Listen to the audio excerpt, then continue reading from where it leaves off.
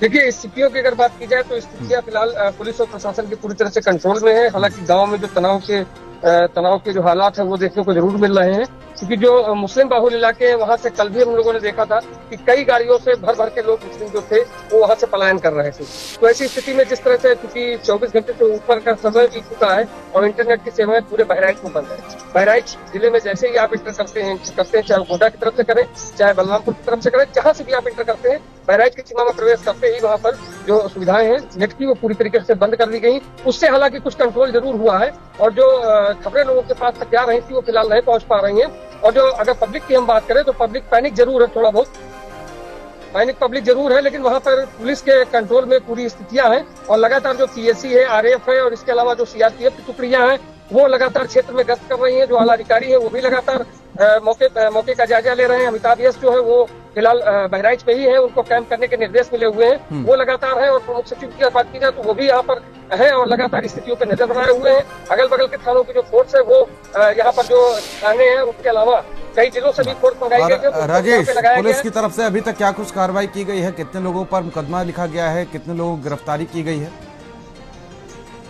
देखिए, इस मामले में 30 से ऊपर लोग फिलहाल जो है वो पुलिस की गिरफ्त में है और उन लोगों से पुलिस कड़ाई से पूछताछ भी कर रही है। इसके अलावा कुछ अरेस्टिंग जो है वो लिखित तौर पर दिखाई गई है और बाकी कई लोगों को हिरासत में लेकर के उनसे भी पूछताछ की जा रही है। लेकिन जो मुकदमा दर्ज हुआ है उसके बाद जिस तरह से अभी फिलहाल आज पीड़ित परिवार से भी हमारी बातचीत हुई थी, क्योंकि आज मुख्यमंत्री ने उनको समय दिया है, उनको बुलाया है, तो वो उनके आवास पर गए हैं। अभी कुछ देर में उनसे परिवार वालों से मुलाकात भी होगी और इसके बाद ये पता चलेगा कि आखिरकार उनको मुआवजा दिया जाता है कि नौकरी दी जाती है या फिर कौन सा कंपनसेशन उनको दिया जाता है। क्योंकि अभी जो इस घटना में घायल थे उसमें से 2 लोगों की हालत गंभीर बनी हुई थी। रूमर ये भी जरूर उड़ा था कि एक जो घायल था उसकी मौत हो गई, लेकिन अभी तक इसको लेकर के पुलिस की ओर से फिलहाल कोई बयान सामने नहीं आया है। और पुलिस लगातार क्षेत्र में शांति व्यवस्था बनाए रखने के लिए लोगों से संवाद भी कर रही है, गांव-गांव में लोगों के पास जा रही है, लोगों को बैठा के समझा रही है। और अगर देखा जाए तो एक कम्युनिटी की अगर हम बात करें, एक पक्ष के लोगों की बैठकें जरूर चल रही हैं और कहीं ना कहीं उसमें भी दहशत का माहौल बना हुआ है। क्योंकि जिस तरह से पूरी घटना हुई, अगर हम उसकी बात करें तो राम गोपाल मिश्रा की जिस समय जो निर्मम हत्या की गई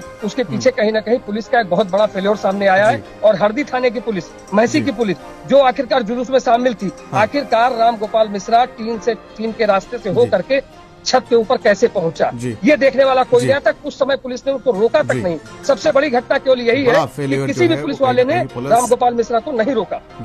बड़ा फेलियर कहीं ना कहीं पुलिस का इस पूरे मामले में सामने आया। राजेश जी, पुलिस का अगर फेल्योर न होता तो इतनी बड़ी घटना न होती। क्योंकि जिस तरह से और जिस समय वो जुलूस वहां से चला गया, बगल में एक हिंदू पक्ष का घर पड़ता है और वहां जब ये लोग चले गए, मूव कर गए, तो ये भी देखने की किसी ने जहमत नहीं उठाई कि आखिरकार राम गोपाल मिश्रा ऊपर छत पे है, वो अभी तक जुलूस में फिर से वापस लौट के आया कि नहीं आया। और तकरीबन आधा से 1 घंटे तक उसको किसी ने देखा नहीं। बाद में ये पता चलता है जाकर के कि राम गोपाल मिश्रा की हत्या कर दी गई और इसके बाद उसकी बॉडी को जिस समय नीचे लाया जा रहा था उस समय भी उसको गोली मारी गई। तो ऐसी कई चीजें हुई जिसको देख करके लगता है साफ तौर पर, और इसी को लेकर के जो इलाकाई लोग हैं उनके मन में कहीं ना कहीं इस बात को लेकर के गुस्सा भी है कि पुलिस की नाराजगी, और पुलिस ने उन्हीं की पिटाई भी की, उन्हीं के ऊपर लाठीचार्ज भी किया। तो इसको लेकर के कहीं ना कहीं लोगों के मन में दहशत थी, लोगों के मन में एक गुस्सा था, वो कहीं ना कहीं निकला जाकर। बिल्कुल, और ये बात साफ तौर पर बिल्कुल। और ये तस्वीरें देखिए, मैं लौटूंगा आपके पास राजेश। देखिए कल की तस्वीरें, किस तरीके से जो हालात थे बेकाबू होते हुए नजर आ रहे थे। दंगाई जो थे वो जो भी उनके रास्ते में पड़ रहा था सभी को आग के हवाले कर रहे थे। और देखिए बाइक के शोरूम को किस तरीके से आग के हवाले किया गया और आज वहां पर स्थिति जो है वो कहीं ना कहीं काबू होती हुई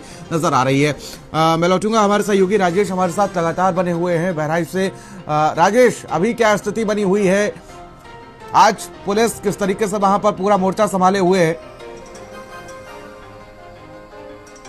भगवानपुर की बात करें, चाहे महाराजगंज की बात करें, इसके अलावा चाहे रेहुआ गांव, जहां पर रेहुआ मंसूर गांव है, उन सारे गांवों में पुलिस की बाकायदा कई टुकड़ियां, 1-2 गाड़ी नहीं है बल्कि 5-5, 6-6 गाड़ी पीएससी की जो है वो वहां पे लगातार फ्लैग मार्च कर रही है, रूट मार्च कर रही है। और वहां लोगों से लगातार संवाद स्थापित किया जा रहा है। लोगों से कहा जा रहा है कि दुकानें जो हैं वो लगभग पूरे मार्केट की बंद है। भगवानपुर की बात करें या फिर महाराजगंज की बात करें, लोगों ने दुकानें अपनी एहतियात के तौर पर बंद कर रखी कि कहीं फिर से कोई ऐसी चीज ना हो जाए जिसकी वजह से उनको फिर से कष्ट में पड़ जाना पड़े। तो उसको लेकर के लगातार पुलिस लोगों को समझा रही है, उनसे बातचीत करने का प्रयास कर रही है, उनको ये दिलासा दे रही है कि आगे से कोई भी घटना नहीं होगी।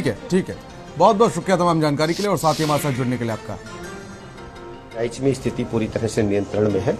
घटना के उच्च स्तरीय जांच के निर्देश दिए गए हैं। जांच रिपोर्ट आने पर यदि कहीं पीछे से कोई षड्यंत्र है उसकी भी जांच हो रही है और लापरवाह जो पुलिस ऑफिसर्स हैं उनकी भी जांच हो रही है।